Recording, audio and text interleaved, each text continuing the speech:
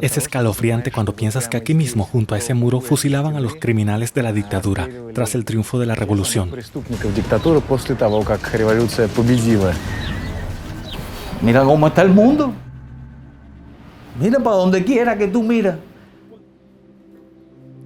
Te das cuenta de que un mundo así no va a llegar muy lejos. Es el hijo del Che Guevara, Camilo. Fíjense en esos ojos marrones enormes y llenos de bondad, como si pudiera ver a través de uno. Lo miro y se me pone la piel de gallina. Tiene los ojos del Che. Miren, puro Che Guevara. Como si el gran comandante siguiera observando al mundo a través de sus ojos.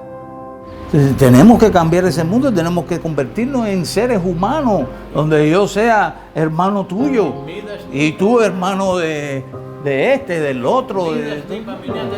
Estuvimos hablando con él en mayo y dio la casualidad de que esta entrevista del hijo mayor del Che Guevara, Camilo, fue la última. El 30 de agosto falleció.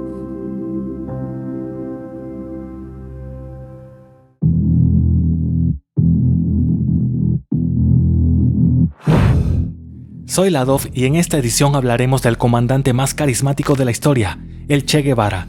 Fue un revolucionario profesional, luchó contra los regímenes en 5 países del mundo y tras su muerte le enterraron con las manos cortadas. De joven, el Che Guevara, de hecho, evadió el servicio militar obligatorio en su Argentina natal. Con ayuda de un baño de hielo se provocó un ataque de asma porque no quería luchar por el dictador. Sin embargo, se entregó por completo a sus ideales. Fue herido en combate en 2 ocasiones. Las autoridades norteamericanas le estuvieron persiguiendo por todo el mundo y él les evadía como el agente 007, disfrazado hasta quedar totalmente irreconocible y con un pasaporte falso que le entregó el mismísimo Fidel Castro. Esta es la historia de un argentino que hizo de Cuba la isla de la libertad.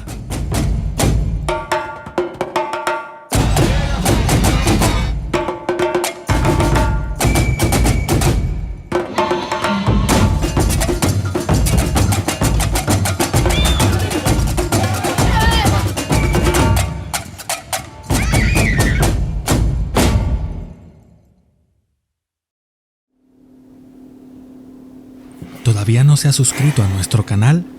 Antón no continuará su historia hasta que usted se suscriba.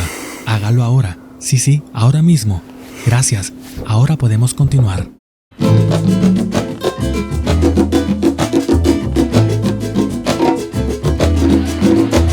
El 1 de mayo, la capital de Cuba, La Habana, 6 de la mañana. Aún no ha salido el sol y las calles ya están abarrotadas.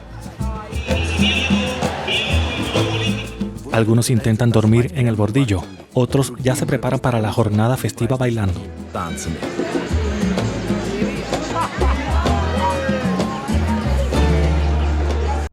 Fíjense en este hombre con un carrito de supermercado. Pensé que era un vagabundo, pero resulta que este hombre vende tartas a los que no han tenido tiempo de desayunar. Ha traído algo de capitalismo, por así decirlo, a la principal fiesta socialista del año, el Día de la Solidaridad Obrera.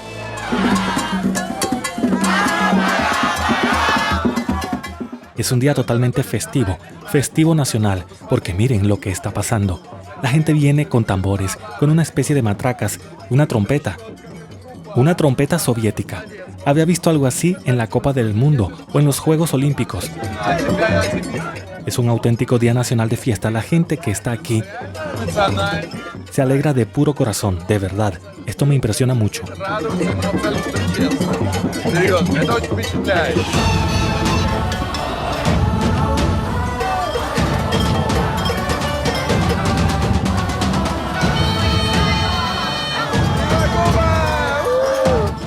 Lo que más me impresiona es el sincero sentimiento de esta gente. Por supuesto que tienen el día libre en las empresas donde trabajan, pero aún así es como, no sé, como si fuera la víspera de Año Nuevo.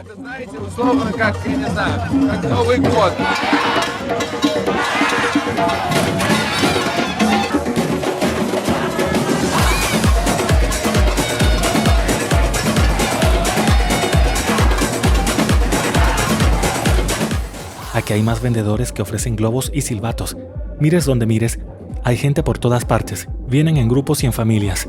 Estas son imágenes tomadas por un dron. Es difícil de creer, pero aquí hay más de 1 millón de personas.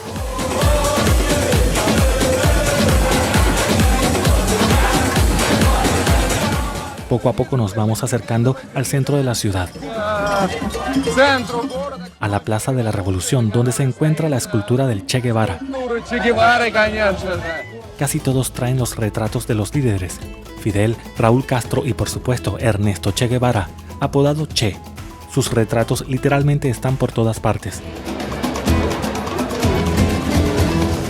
Por todas partes, miren, allí vemos el retrato del comandante Che con el retrato del comandante Che de fondo. Y esto me pone la piel de gallina, una enorme bandera cubana y la imagen del gran comandante. Fíjense en la mirada que tiene. Firme, firme e implacable. Quizás es la foto de Che Guevara más famosa de la historia. Por cierto, la hicieron por casualidad. Che estaba en un funeral después de un gran atentado terrorista. Seguro que habrán visto esa mirada aunque no sepan nada del Che Guevara. Aunque déjenme adivinar lo que habrá podido oír de él, incluso si nunca le ha interesado la historia. Seguramente sabrán que el Che Guevara es un tipo chulo, que en algún lugar muy lejano le pegó una patada a un gobierno muy duro y armó una revolución. Pero hablando en serio, en breves palabras, fue eso lo que pasó. Os explicaré con palabras sencillas el por qué la gente sigue llevando los retratos del Che Guevara por todas partes medio siglo después de su muerte. Año 1950, hace 5 años que terminó la Segunda Guerra Mundial y comenzó la Guerra Fría. De hecho, el mundo entero se divide en aliados de dos superpotencias: los Estados Unidos, estos países se llaman el campo capitalista, y los aliados de la Unión Soviética, el campo socialista. La Cuba de los años 50 no solo pertenece al bloque capitalista, entonces la isla era prácticamente una colonia de los Estados Unidos. Los americanos conducen preciosos coches, como el de Frank Sinatra, y viven en mansiones enormes, mientras los cubanos viven en chozas de paja. Apenas tienen trabajo, y a los que sí lo tienen les resulta imposible mantener a su familia con la miseria que se les paga. No hay acceso a la medicina, la tasa de mortalidad es altísima, sobre todo la infantil. Solo 1/3 de las casas tienen suministro de agua corriente. El 20% de la población está en el paro. Los ingresos de una familia media cubana en esa época son $6 semanales. La única alegría para los adultos es el ron. Las fábricas funcionan por todo el país y para los niños está el jugo de la caña de azúcar. Ahora voy a saborear una muestra del principal patrimonio de Cuba. No, no es ron, es jugo de caña de azúcar que acaban de exprimir. Aquí está.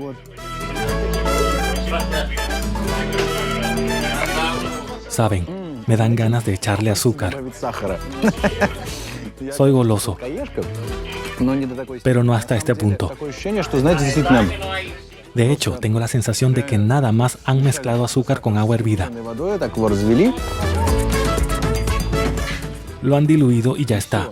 Básicamente así es, sí. El capitán Obvio, buenas tardes. Como bonificación me han puesto este palo azucarado.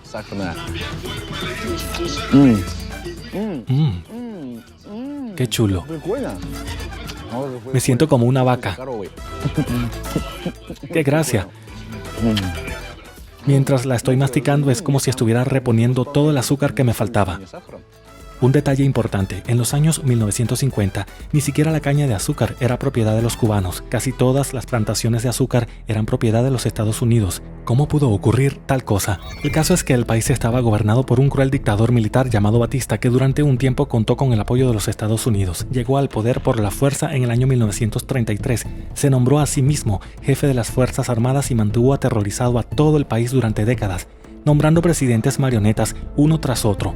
Batista suprime la mayoría de las libertades políticas, incluido el derecho a la huelga, y pone los principales sectores de la economía en manos de los estadounidenses. De hecho, el 70% de la economía de la isla estaba controlada por Estados Unidos, y algunos sectores más todavía. Por ejemplo, los Estados Unidos controlan el 90% de las compañías de telefonía y electricidad, así como el 90% de la industria minera. El 80% del mercado de combustibles también está bajo el control de los Estados Unidos. Estos, a su vez, dicen claro que apoyaremos a ese tipo, pero, insisto, eso fue hace 70 años, no hay por qué trasladarlo a la actualidad. Vean, aquí hasta se ha conservado una gasolinera americana, un surtidor americano con los letreros en inglés que dice no fumar.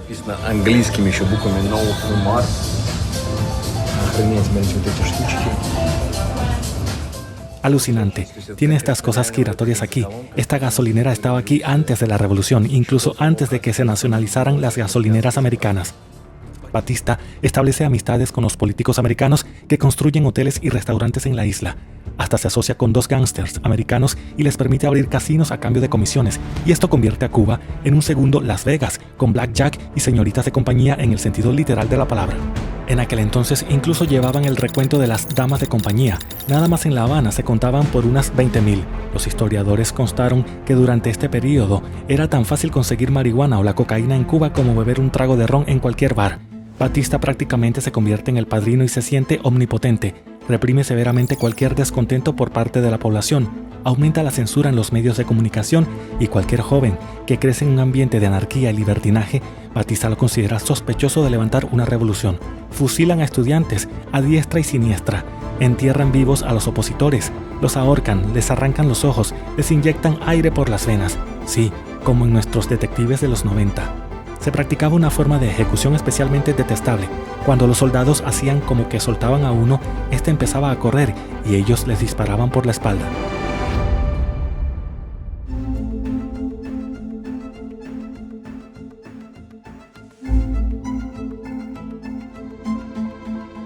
Hasta el año 1958 los americanos abastecían a Batista de aviones, barcos, tanques y tecnologías. Él utilizaba todo eso en contra de sus oponentes políticos. Por supuesto, los Estados Unidos no simpatizaban en absoluto con los revolucionarios, no les favorecía que un comunista tomara el poder, pero en algún momento se dieron cuenta de que Batista se estaba volviendo incontrolable. Pero ya era demasiado tarde. El primer intento de plantarle cara al dictador Batista se produce en el año 1953. Un grupo de revolucionarios ataca el cuartel de Batista, pero los jóvenes muchachos novatos no coordinaron el plan de acción. Les entró pánico y tuvieron que rendirse a las autoridades. En ese momento y por primera vez se escuchó por todo lo alto el apellido Castro. Era un joven abogado que aspiraba a entrar al mundo político. Sus compañeros y él son detenidos y condenados a 15 años de prisión. 2 años después, el país declara la amnistía y Castro es puesto en libertad. Se marcha a México, que está justo al lado, para preparar una nueva incursión. Queda menos de un año hasta que llegue a conocer al Che Guevara.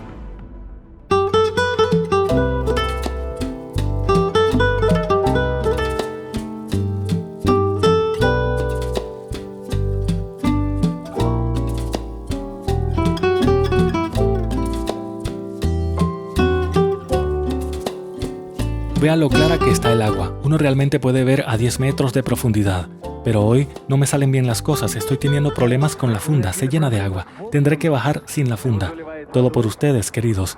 Ni siquiera me da pena ahogar mi cámara y todo para poder compartir con ustedes esta belleza. Por cierto, en estas mismas aguas uno puede encontrar las 4 especies de tiburones más feroces. Los tiburones toro salen en la película Tiburón en 1975. Para que se hagan una idea, así fue el tiburón más grande que se capturó junto a las costas de Cuba. Parece que es del tamaño de un par de elefantes.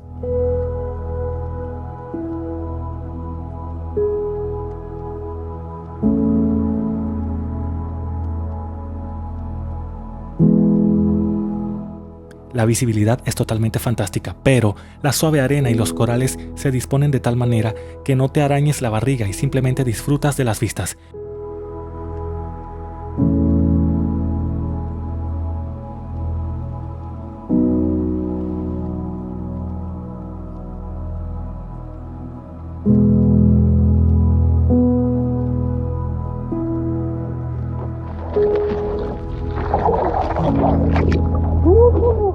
Amigos, el océano Pacífico es tan cálido que me siento como si estuviera en mi bañera favorita. De verdad os lo digo.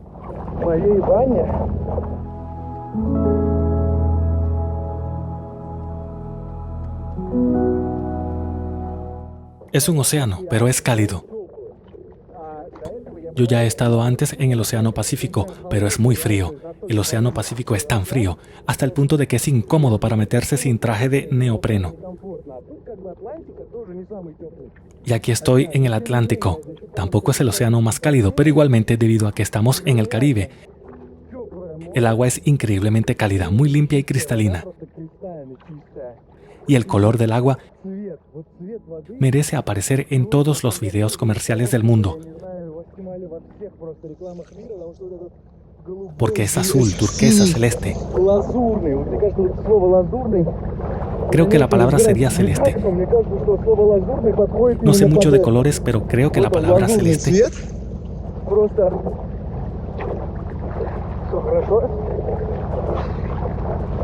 Lo describe bien.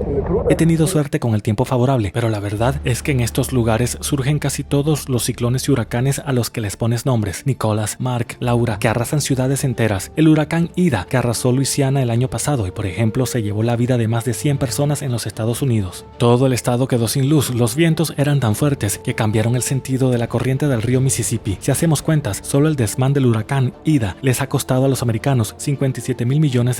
Esto es, para que se hagan una idea, el presupuesto anual de países como Vietnam o Rumania. ¿Qué quiero decir con esto? Pues que en estas mismas aguas, cruzando la bahía mexicana, rumbo de México a Cuba, tuvieron que ir navegando nuestros protagonistas, Che Guevara y Fidel Castro, para organizar la revolución y echar al demente Batista. Se embarcaron en un viejo y vetusto barco con capacidad para 12 personas, mientras ellos eran 80. Más tarde el barco se convertiría en el símbolo de la revolución.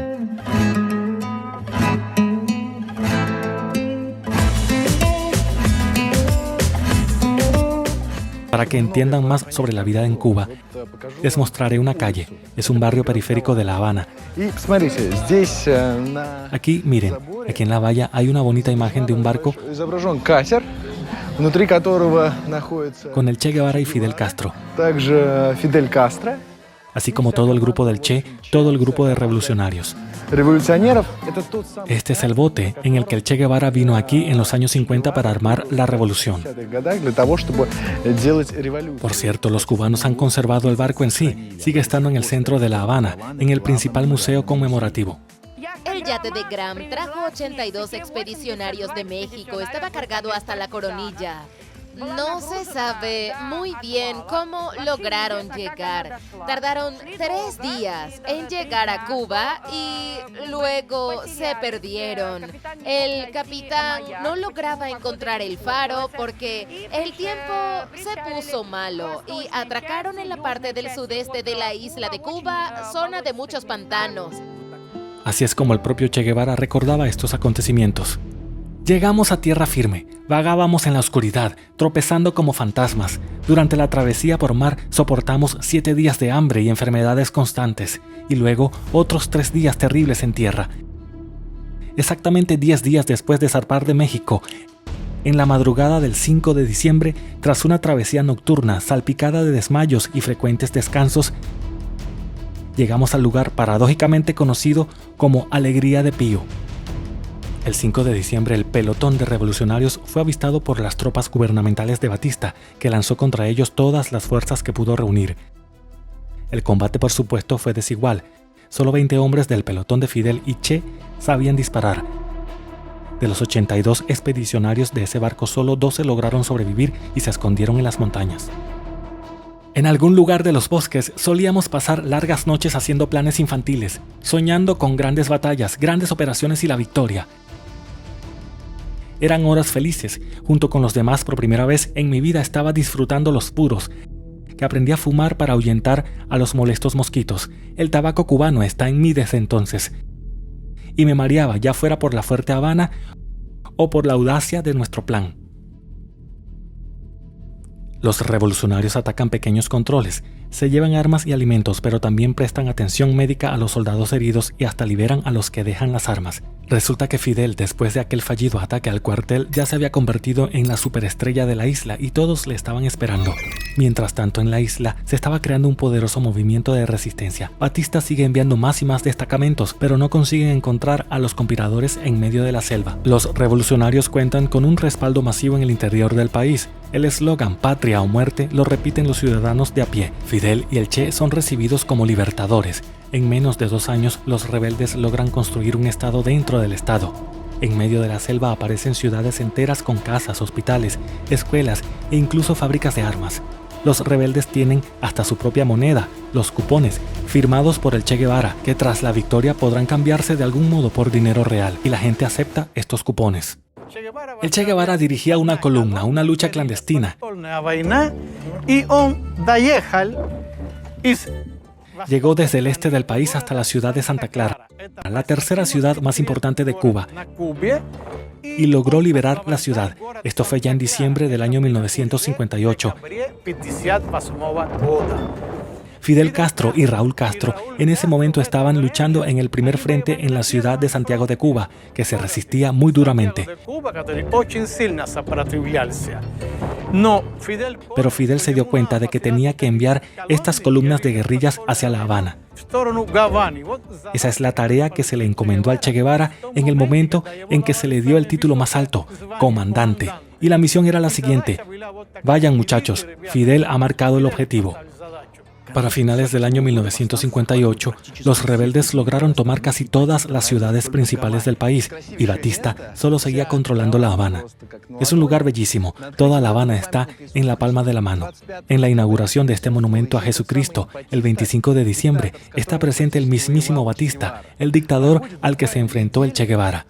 Apenas transcurre una semana y el 2 de enero el propio Che Guevara se toma una foto aquí porque para el 3 de enero habrán tomado esta fortaleza, la principal fortaleza de La Habana, y el propio Che se instalará aquí. Todavía se conserva aquí el edificio donde él vivía y trabajaba. El desenlace de toda la revolución ocurrió muy rápidamente. ¿Recuerdan lo que ocurrió hace poco en Afganistán cuando las tropas estadounidenses se retiraban de allí? ¿Cómo la gente se agarraba a las alas de los aviones Boeing para escapar de los talibanes? Pues casi lo mismo pasaba en Cuba los primeros días del año 1959. La noche del 31 de diciembre de 1958, Batista y todos sus generales se reunieron para una recepción, brindaron allí por el Año Nuevo y todos se montaron en un avión, es decir, en un aeródromo militar y partieron hacia los Estados Unidos. Y entonces las tropas del Che Guevara llegaron a La Habana el 2 de enero y la primera tarea que se le encomendó a Che Guevara fue venir a esta fortaleza, capturar la unidad militar que estaba allí. Pero aquí los soldados ya se estaban rindiendo. No había mando militar. Batista ya no se encontraba en Cuba.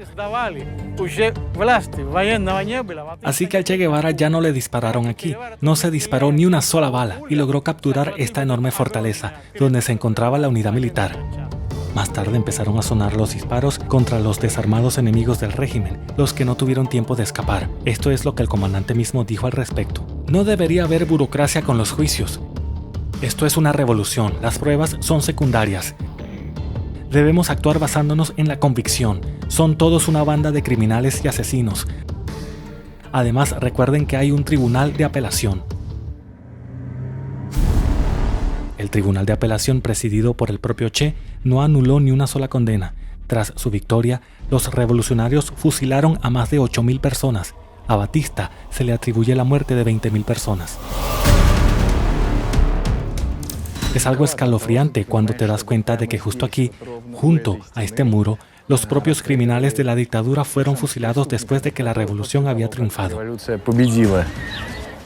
Ahora, por supuesto, no hay nada aquí que nos haga recordarlo, pero una revolución es una revolución. Al final, la casa del comandante de esta fortaleza se convirtió en la primera casa de Ernesto Che Guevara en Cuba. Esta es la famosa fotografía tomada en el porche. El Che con su segunda esposa, a la que conoció durante el motín, y sus 4 hijos. Aunque el Che Guevara ya conocía bien a Aleida March, se dice que su romance de toda una vida comenzó justo aquí.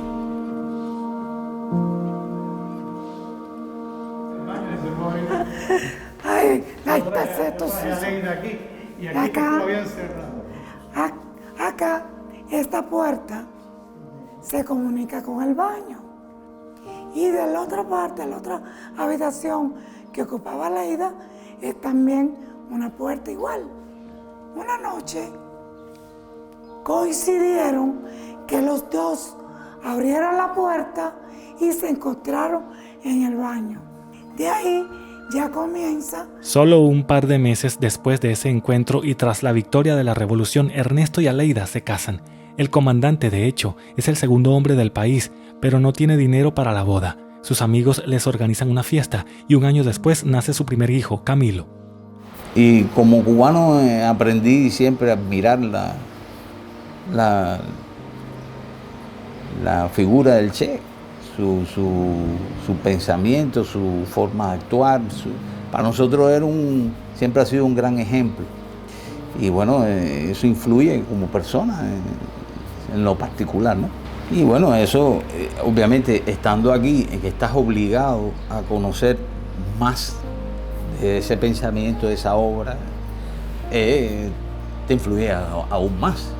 A Camilo siempre le ha resultado difícil hablar de papá. Puede que quisiera, pero no recuerda nada. Camilo tenía 3 años y tengo la sensación de que a él mismo le gustaría poder encontrar algo personal en su alma, pero es como si no pudiera. Para él, el Che no es tanto un papá, sino un héroe. El Che Guevara, una superestrella de millones de fotos, igual que lo es para usted y lo es para mí. ¿Qué es lo que le ha causado mayor impresión? Bueno, usted lleva mucho tiempo estudiándole. ¿Qué es lo que le ha causado mayor impresión? Seguimos siendo lo personal, lo sigue haciendo personal. Coño, tú eres ruso, mi hermano. Fuimos creciendo. Mamá dijo, bueno, ustedes van a recibir muchas cosas por ser los hijos de un hombre que el pueblo ama. Entonces eso ha sido para nosotros fundamental en la educación y en la forma de vida. Tenemos conciencia de que somos hijos de un hombre espectacular. No lo reconocimos, ya estaba disfrazado de otra persona, el Diego Ramón. Pero no somos él. Ella es Aleida, la hija del Che Guevara. Ella recuerda algo mejor a su papá. Hay algunos, pero muy poquitos. Son muy pocos los recuerdos. Casi todos están influenciados por terceras personas. Y veo a mi mamá con mi hermano más pequeño apoyado en su hombro. Detrás de mi mamá, con su uniforme militar y tocando con su mano la cabecita del bebé. Pero hay tanta ternura en esa imagen. Tendría allí como 4 años y medio y lo recuerdo perfectamente. Y es quizás los últimos momentos que mi papá está con este niño pequeñito que es mi hermano. Aleida también trató de ser como su papá, pero en su propio ámbito. Ahora se le conoce en el país como una médico de talento que libra sus propias batallas, intenta resolver los problemas globales de la medicina cubana. Pasó toda la pandemia en el hospital, volveremos a hablar de su historia, pero por ahora la revolución continúa. Entonces, los revolucionarios tomaron el poder, fusilaron y expulsaron a todos los disidentes. El Che solo tiene 30 años, pero ya es una leyenda. Fidel se convierte en el líder del país y Ernesto se hace cargo de la economía. La base de la economía cubana es el azúcar. Puede parecer sorprendente que la economía no se base en el petróleo, sino en el azúcar, pero es la pura verdad. La caña de azúcar fue traída a Cuba, no crecía aquí. Lo hicieron en los tiempos cuando los españoles estuvieron aquí. Tardaron poco más de un siglo en introducirla. Así son estos matorrales de azúcar, matorrales de caña de azúcar. Por allí se ven un montón. Este ya es maduro. ¿Ven lo grueso que es? Uno bien grueso. Lo cortan, lo sacan de la tierra y resulta algo así. Bueno, es la caña de azúcar. Parece un palo seco, pero en realidad hay mucho jugo por dentro. Así que lo cogen, lo traen a este artilugio mecánico, así es, lo ponen allí dentro de esta manera y hacen clac, y ya va saliendo el jugo. Estamos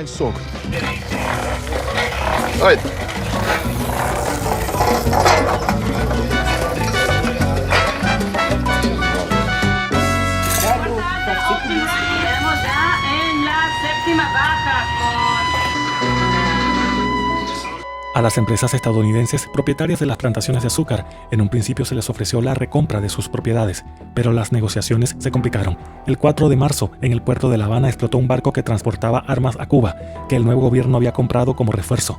80 personas murieron en ese acto. Durante su funeral se tomó la fotografía más famosa del comandante Che. Fidel culpa a los americanos del atentado. Por supuesto, ellos lo niegan todo, pero un mes después se producen unos acontecimientos que ponen los puntos sobre las íes en las relaciones entre los dos países, Cuba y Estados Unidos. Si les gusta lo que hacemos, pueden apoyarme a mí y a mi equipo donando en Patreon, PayPal. Todos los enlaces están en la descripción.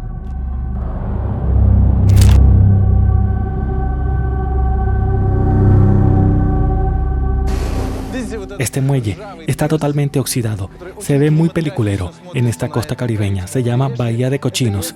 Aquí es donde desembarcan las tropas de asalto americanas después de que la revolución de Fidel Castro y el Che Guevara haya triunfado en Cuba. Los estadounidenses tratan de apoderarse de Cuba por medios militares. Comienzan los asaltos aéreos, los bombardeos. Aquí, por ejemplo, todavía se conserva algo así, parecido a un cráter de un proyectil, porque miren, estaba rodeado de estacas y llevan conservando el recuerdo durante más de medio siglo. Incluso hay una placa que dice abril de 1961. De hecho, aquí desembarcaron los combatientes de la llamada Brigada 2506. Eran cubanos que habían huido del país tras la revolución, pero que fueron entrenados por los americanos, por la CIA. Esta operación fue uno de los mayores fracasos en la historia de los Estados Unidos. Las tropas de Fidel aniquilaron al grupo de asalto apenas se acercó. Murieron más de 1.500 asaltantes. Los estadounidenses, por supuesto, declararon que no tenían nada que ver con eso. ¿Pero de qué trata todo eso? Los americanos intentan someter a Cuba por la vía militar, pero no lo consiguen, porque los derrotan enseguida. Y a continuación ocurre un momento clave en la historia de Cuba, que en realidad explica la vida de la isla hasta la actualidad. Fidel Castro, que antes no había ni mencionado el socialismo, de repente anuncia que la revolución era de tipo socialista. Es decir, de hecho, hasta el momento solo habían luchado contra la opresión norteamericana, pero en el momento en que los Estados Unidos se negaron a negociar con ellos de igual a igual, Fidel Castro declaró abiertamente que, en este caso, vamos a construir deliberadamente un país opuesto a vuestros principios, opuesto a vuestro imperialismo, al capitalismo. Y de hecho el socialismo surge aquí como el polo opuesto a todo lo norteamericano.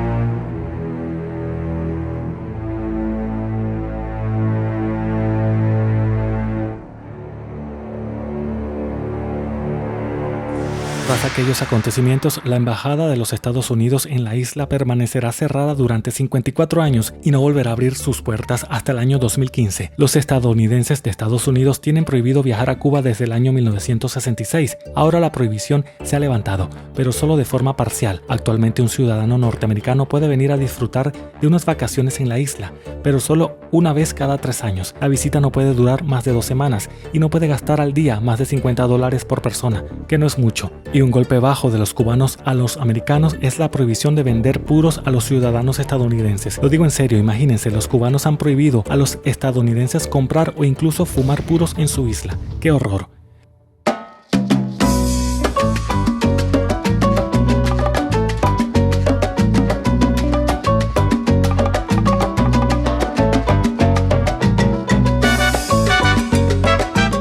Conduces unas 2 horas y media y te hallas en un país completamente diferente.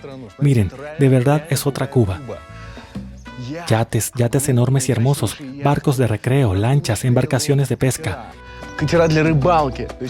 Es un complejo turístico totalmente clásico, hermoso y caro. Se llama Varadero, un famoso destino turístico cubano. De vista parece el Miami más auténtico.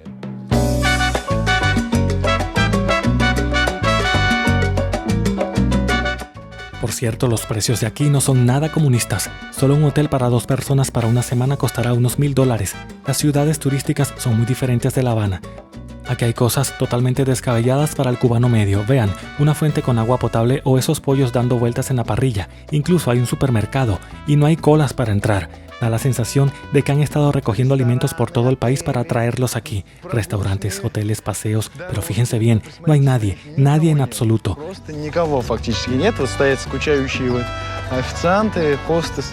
Aquí vemos a los camareros que se aburren, recepcionistas de restaurantes vacíos, y aquí, en esta bahía, tampoco hay vida, porque aquí no hay turistas debido a las sanciones.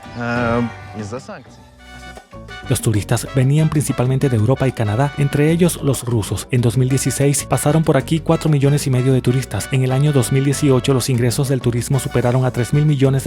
La vida parecía mejorar. Los cubanos trataron de hacer algo, pero luego llegó el COVID, seguido de lo de Ucrania, y ahora todo parece estar en el desierto. Claro que se puede venir en avión, pero ahora sale muy caro. Nada más el hotel, un vuelo para 2 personas y una estancia de una semana costará unos $4,000. Y uno también tiene que comer. Las vacaciones en clase económica, por llamarlo de alguna forma, en Varadero, son una cosa así. Para desayunar, recorrimos unas 3 cafeterías. En la primera no había nada de nada. En la segunda decía que servían bocadillos de queso. Nos acercamos a preguntar. ¿Ya tienen todo tipo de bocadillos? Sí, hay de todo, pero no tenemos queso. Y bueno, en la tercera cafetería ya tenían de todo. El desayuno puede costar unos $6, pero hay que tener en cuenta que, por ejemplo, 2 jugos me los pude tomar. Y para el tercero ya me dijeron que me acababa de tomar el último y que no les queda más jugo. No hay leche. No se puede tomar un café capuchino ni tampoco leche. A las moscas uno se acostumbra. Hay a quien hasta les puede gustar. Pero esta es la opción más económica. Quiero decir, un desayuno por $6-8. Creo que un desayuno en Moscú por ese dinero incluiría al menos más moscas. Seguro, vamos. La sociedad y la economía también estaban cambiando, siguiendo el modelo soviético. En primer lugar, desapareció la propiedad privada. Por ejemplo, todas las casas de renta fueron expropiadas a sus propietarios, pero no gratuitamente. Allí se alojó a la gente necesitada que pagaba un alquiler, y parte de ese alquiler iba a los antiguos propietarios. Cuba acabó nacionalizando casi todo, por ejemplo las gasolineras. Todas las gasolineras pertenecían a las empresas americanas. Bueno, vean, esta es una de las gasolineras más antiguas de La Habana. Aquí todavía hay partes que antes llevaban los logotipos de empresas americanas.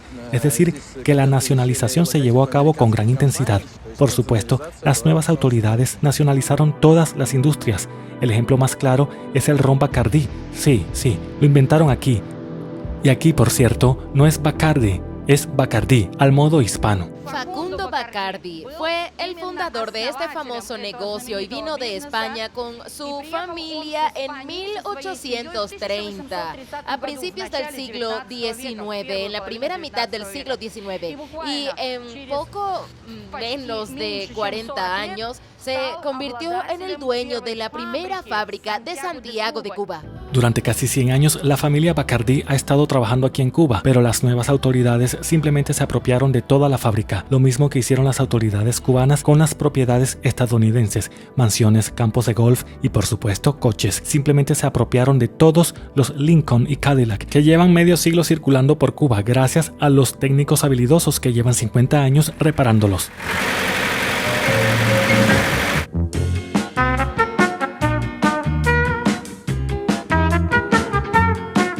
Muy pronto empezaron a llegar aquí los coches soviéticos, los Lada, Volga y luego los Niva.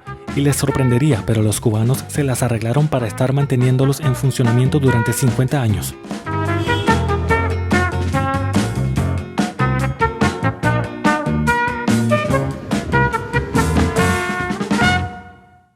Alquilé un coche.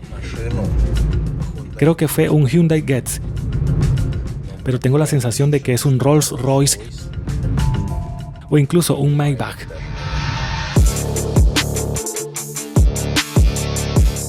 Durante una semana estuve conduciendo un Moskvich modelo 6. Y un modelo 6 es un vehículo en el que no puedes inclinar el asiento hacia atrás o moverlo hacia adelante, tal cual lo pusieron en su sitio en tiempos de Gorbachev. Seguramente fue en mi ciudad natal de la región de Samara, pues así se quedó el asiento, sin moverse ni un centímetro. Simplemente no puedes moverlo hacia ningún lado. Hace calor constantemente porque no hay aire acondicionado en estos modelos. Ni en el 6, ni 5, ni en el 4. El tope de comodidad es una ventana, ya saben, triangular, que se abre así. Desenroscas por aquí y ya tienes abierta la ventana. Simplemente disfrutas del soplo de aire caliente en la cara. Y ahora atentos, me parece, ¡ay Dios!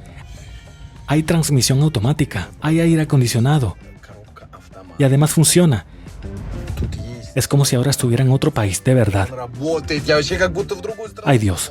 Esto es una particularidad interesante. Vean, tratan los coches con mucho cuidado, mucho cuidado. Me da miedo de imaginar lo que pasaría si llego a chocar. Fíjense en estas pegatinas protectoras. Están en el volante, en el velocímetro. Vean. Lo que más me impresionó de este episodio con el alquiler del coche fue la reacción del cubano. El que me lleva por aquí. Es como un niño. Mira lo chulo que es, mira. Mira, está como nuevo, mira. Está nuevo y encima con el cambio automático. Se alegra como un niño, está como muy emocionado. ¡Qué cómodo, qué cómodo! Las carreteras en Cuba por las que conducen los turistas son buenas. De La Habana a Varadero solo se tarda 2 horas en coche. En Cuba existe el concepto de milagro de la ingeniería civil. Por ejemplo, la carretera por la que estoy conduciendo ahora se llama Milagro de la Ingeniería Civil. De verdad, es un término real, existe. Hay un total de 7 milagros de la ingeniería civil en Cuba, como las 7 maravillas del mundo. Vamos, además de esta carretera, hay un puente que es muy alto, realmente muy bonito. Tiene unos 112 metros aproximadamente. Gente, en mi canal encontrarán muchos videos interesantes. Vayan a mi canal y disfruten viendo. La mayor parte de esas maravillas de la ingeniería civil las ayudó a construir el gran hermano socialista, la Unión Soviética. Y fue el mismo Che Guevara quien armaba los contactos con los soviéticos. Inmediatamente después de la victoria se fue de gira por los países socialistas, pasó por China, Hungría, Rumania, pero por supuesto se quedó más tiempo en la Unión Soviética. Se trata de unas imágenes únicas de 2 personas que cambiaron la historia, Yuri Gagarin y Ernesto Che Guevara, juntos y en el mismo podio. El 7 de noviembre asiste al desfile en la Plaza Roja, donde el retrato de Fidel se está viendo junto a los tanques y los retratos de los dirigentes soviéticos. Al final, este giro de los acontecimientos casi provoca una guerra nuclear. En los libros de historia se la denomina la crisis de los misiles de Cuba. Os lo conté en detalle en el video anterior sobre Cuba. Fidel se hizo muy amigo de la Unión Soviética y la Unión le recompensaba bien por su lealtad. Aquí vemos ejemplos de esa ayuda en el Museo de la Revolución. En esta parte del museo vemos las armas que pertenecían a la Unión Soviética y que fueron entregadas a Cuba para ayudar a la revolución de Fidel y a la revolución cubana. Y en esta parte del museo vemos equipos y armas estadounidenses que ya se encontraban en suelo cubano. Cuando Che viene a América, concede entrevistas y se pronuncia desde la tribuna de la ONU, declarando, de hecho, que el ejemplo de Cuba deberían seguirlo otros países de América Latina. Como se comprobará, muy pronto no se trataba de mera palabrería. Che empezará a poner en práctica sus palabras. Me resulta muy difícil entender los motivos de este hombre. De verdad, ya tienes éxito, eres una superestrella, tienes una familia maravillosa, te adora todo el país, te conocen en todo el mundo, y dejas todo eso y te vas a iniciar la revolución en otros países. Es impensable. Creo que la lucha armada es la única salida para los pueblos que luchan por su libertad. Y soy consecuente en mis ideas. Muchos me llamarán aventurero, y así es. Pero soy un aventurero de un tipo especial, el tipo de aventurero que arriesga su propio pellejo para demostrar que tengo la razón. Esta es una cita de una carta que el Che Guevara envió a sus padres en el año 1965, desde, imagínense, el Congo, un país que está al otro lado del Atlántico, a 11.000 kilómetros de Cuba. Este es su segundo intento de golpe de estado. En el lejano país africano ya ha comenzado un levantamiento. El comandante Che intenta encabezarlo, pero los grupos de rebeldes se pelean constantemente entre sí y además son analfabetos y no saben usar armas. A menudo se disparan los unos a los otros por pura diversión, por pura curiosidad. El Che sufre con los penosos rebeldes durante más de 6 meses, pero no logran trabajar al unísono. Además, los líderes rebeldes empiezan a negociar con las autoridades y adivinen qué pasa, deciden no derrocarlos. Después de 7 meses, sin haber conseguido nada, el comandante regresa a Cuba y se prepara para un nuevo viaje, esta vez a Bolivia. La CIA vigila todos sus movimientos, pero la inteligencia americana cree que el Che está en tratamiento en la Unión Soviética. Mientras tanto, Fidel ordena personalmente a que se haga un nuevo pasaporte para el comandante y que se le maquille. El Che Guevara se transforma en un burgués corriente. Ahora tiene la cabeza calva, unas gafas de montura gruesa y un traje formal. Y que Fidel estuviese de acuerdo, tuvo que cambiarse toda la fisonomía. Se depiló, se puso la mascarilla, espejuelos, como usted puede apreciar aquí, que no se parece a él. Y así se presentó delante del comandante y el comandante no lo reconoció en ese momento y dice, ahora sí te puedes ir. Antes de marcharse, Che Guevara pasó por aquí para despedirse de su familia. Esta despedida es uno de los recuerdos que se conserva en la memoria de la entonces muy pequeña hija del comandante, Aleida Guevara. Le dije, tú no eres amigo de mi papá, nada. Y me dijo, ¿por qué dices eso? Porque mi papá toma el vino tinto. Cuando mi mamá y mi papá están sentados uno frente al otro tratando de hablar, yo comienzo a dar vueltas alrededor de mi mamá. Y le decía un secretito, que yo quería decirle algo al oído. Y mi mamá decía, no, eso es mala educación. Pero yo seguía dando vueltas. Al fin parece que mi papá le hace seña, o me deja hablar o ellos no van a poder seguir conversando, ¿no?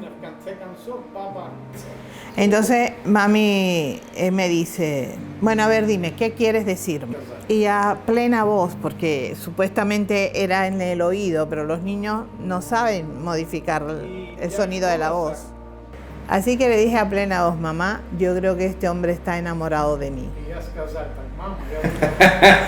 Y fue muy gracioso. Te emociona siempre. Lo hermoso es que a pesar de que no esté físicamente, tratar de llevarlo a la práctica, por supuesto. Porque hay un que dice, si yo muero, no llores por mí. Y seguiré viviendo en ti. Entonces, ante eso, ¿qué puedes hacer tú? Devolver ese amor, ¿no? Che Guevara junto a un pequeño grupo de 50 hombres viaja a Bolivia. Una junta militar proamericana acaba de triunfar allí hace poco. La situación es muy parecida a la de Cuba. Cuando Batista llegó al poder, Che Guevara y sus compañeros llevan un mes escondidos en la selva. El ejército regular de 1.800 hombres les va pisando los talones. Como al igual que pasó en Cuba, los guerrilleros buscan refugio en las montañas, pero los soldados los alcanzan y les rodean.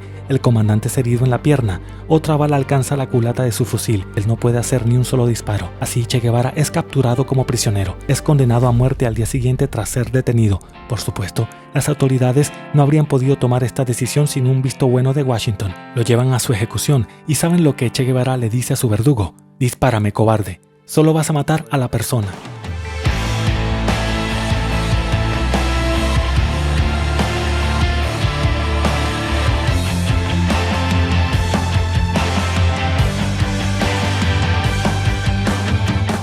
La muerte alcanzó a Ernesto Che Guevara el 9 de enero de 1967. Su cuerpo fue transportado en helicóptero a la ciudad más cercana, donde fue exhibido públicamente. Un cirujano militar le cortó las manos. Las colocó en un frasco de formalina para que nadie dudara de que el comandante estaba muerto. Las huellas dactilares confirman que efectivamente es el Che Guevara. Che Guevara murió por sus ideales, vivió su vida como consideraba oportuno, sin compromisos, sin mirar atrás, una persona pasionaria de verdad. Probablemente por eso él, y no Fidel, se convirtió en un símbolo internacional de la revolución y la lucha. Durante bastante tiempo estuvimos conversando con Camilo, el hijo de Che Guevara, y justo al final de la entrevista de repente cambió y empezó a parecerse aún más a su padre. Y entonces dijo unas palabras muy importantes que resultaron ser las últimas palabras de esta grabación y quizás las últimas palabras grabadas del hijo del Che Guevara. Escuchen esto, a mí me parece muy importante. Mira cómo está el mundo. Mira para donde quiera que tú miras. Te das cuenta que un mundo así no va a llegar muy lejos. Entonces, tenemos que cambiar ese mundo, tenemos que convertirnos en seres humanos, donde yo sea hermano tuyo y tú hermano de este, del otro. Y el día que yo tenga que resolver un problema contigo, te doy un abrazo. Que yo tenga que resolver un problema contigo, te doy un abrazo. Entonces, es un mundo que tenemos que transformar, tenemos que cambiarlo, tenemos que hacer las cosas para que todo el mundo tenga posibilidades. Armonía, la armonía es necesaria. Eso es lo esencial en todos los sentidos, en todas las cosas. Sería otro mundo. No queremos ir para Marte, a Marte, a Neptuno, a donde tú quieras que te vayas. Si llevas los mismos problemas, va a pasar lo mismo. Hay que resolver primero los problemas de la Tierra. Eso es esencial. Es difícil igualarlo, pero no es imposible. Y es lo que nosotros queremos mostrar a las nuevas generaciones. Los niños cubanos dicen, pioneros por el comunismo seremos como el Che. Y queremos que no sea solamente un eslogan.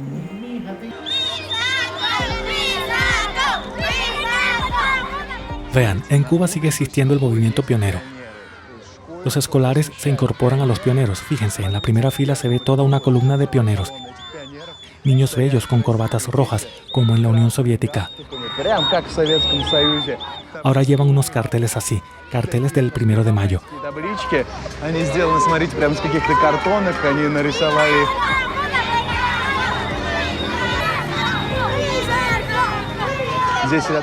Vean, están hechos de cartón. Los han dibujado. Junto a ellos se ven unos tutores que les gritan y silban. Vean, vean. Hay todo un enorme grupo. Vean sus hermosas corbatas rojas. ¡Hola! Dios mío. Es pura Unión Soviética. Seguramente Lenin seguirá por aquí en alguna parte.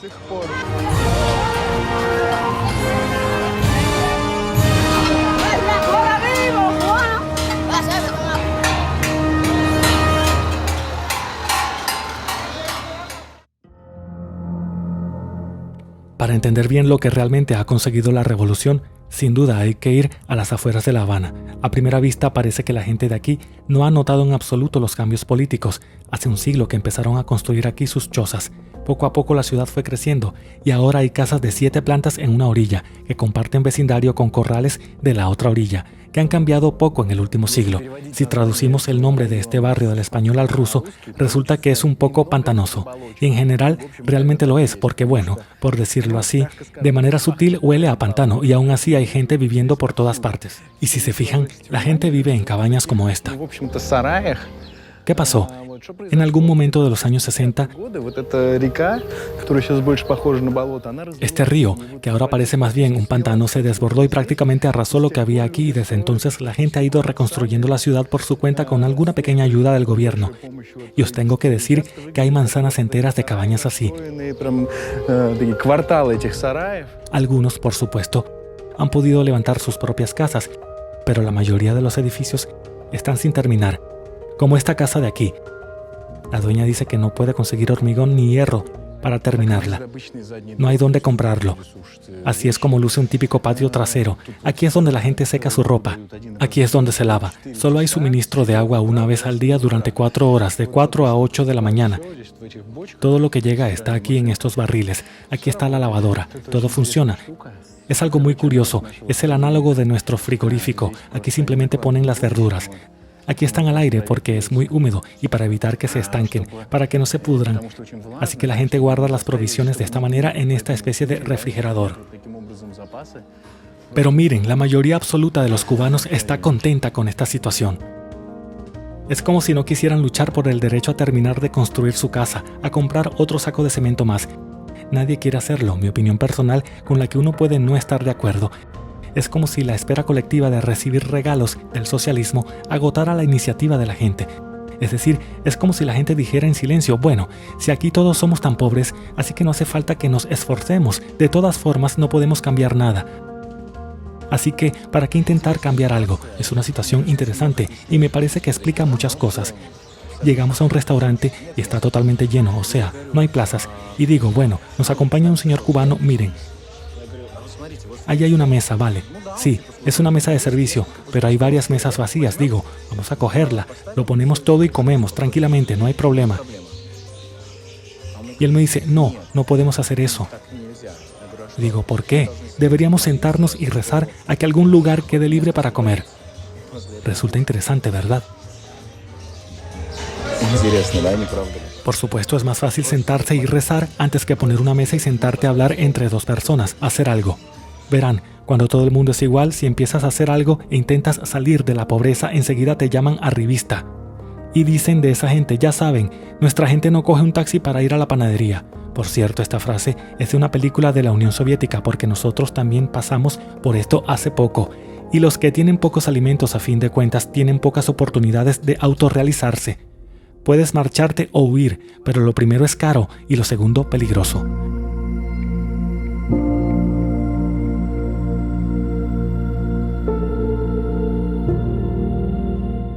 Aunque hay otro camino, hacer lo que te gusta, aunque no te aporte ni fama ni beneficios.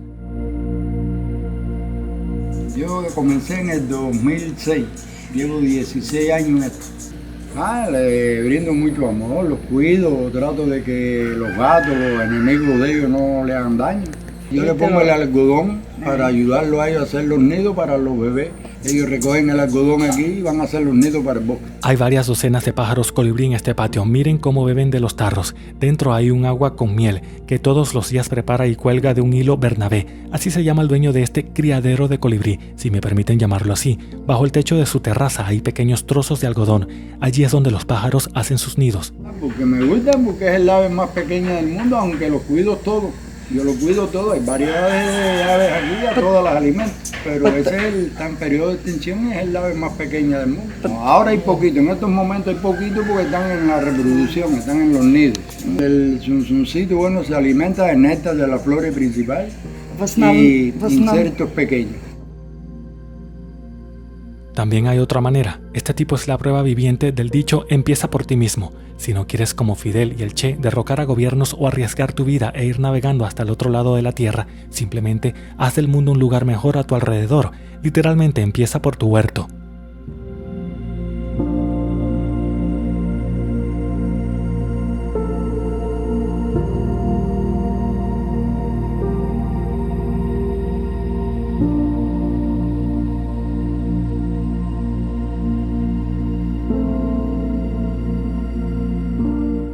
A pesar de todo, la gente en Cuba sigue siendo absolutamente fiel a las ideas del Che y Fidel, las ideas del socialismo, la igualdad, la fraternidad. Vean, en este mismo barrio, las estanterías de las tiendas están vacías, no hay agua, pero en la casa de al lado, la gente dibuja retratos de sus líderes y recalca los mismos lemas: ¡Viva Fidel! ¡Libertad o muerte! Y luego sale a los mítines en apoyo de su gobierno. Sí, viven modestamente, pero ya ven, resulta que al final no es la riqueza lo que necesita la gente.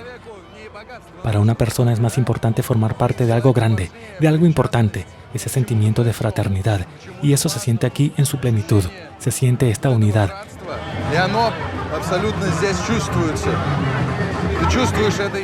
No sé en qué parte de Rusia se puede sentir algo así, si les digo la verdad. Hace mucho tiempo que no tenemos eso.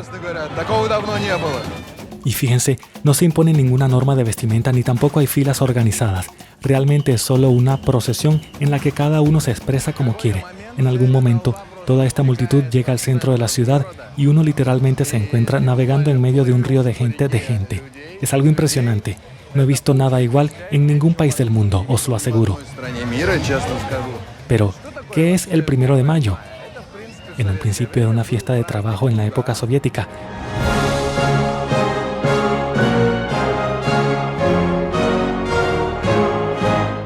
Este río de gente desemboca en la avenida principal, el Paseo del Prado, y llega hasta la Plaza de la Revolución. Aquí la ideología se basa en el hecho de que la gente son hermanos, de manera que hay una fuente de esta fraternidad. Bueno, un prototipo de padre, el presidente, y por supuesto cuando te vas acercando a él y vas por la calle saludando a tu padre, es una sensación increíble. Incluso a mí se me pone la piel de gallina. Es una energía muy fuerte que realmente recorre tus venas. Este sentimiento de unidad bajo la mirada afectuosa de un padre cariñoso, por supuesto, es muy tranquilizante porque estás rodeado de amigos y tu cariñoso papá te está observando desde ahí arriba y de repente piensas por un segundo por qué hay 3 vallas entre tu padre y tú, por qué hay un montón de policías entre vosotros, por qué no puedes ir a abrazar a tu padre y por qué si te paras en la carretera para saludar a tu padre te piden que vayas más deprisa, porque tu padre tiene que saludar a miles de personas más. No puedes dejar de confiar en papá, que te da un sentimiento de fraternidad, un sentimiento de ser bueno. En mi opinión, esto explica muchas cosas, aunque es un aspecto puramente psicológico, pero es muy importante. Esto es lo que la psicología llama codependencia, cuando entregas por completo tu confianza a otra persona y dejas de confiar en ti mismo. Es algo que siempre será favorable para el gobierno porque de esta manera logran que estés dispuesto a hacer cualquier cosa y la persona, tú mismo, es como si te privaras de tener la iniciativa, simplemente te limitas a aceptar silenciosamente todo lo que papi, el presunto papi, te da. Luego te preguntas por qué papá se marcha a su palacio presidencial después de las vacaciones y vosotros no salimos juntos a celebrarlo y tú te vas a tu barrio para poder acostarte pronto y no perderte el suministro de agua de las 4 de la mañana. Quizás al final no seamos una familia después de todo, quizás la vida depende de nosotros mismos.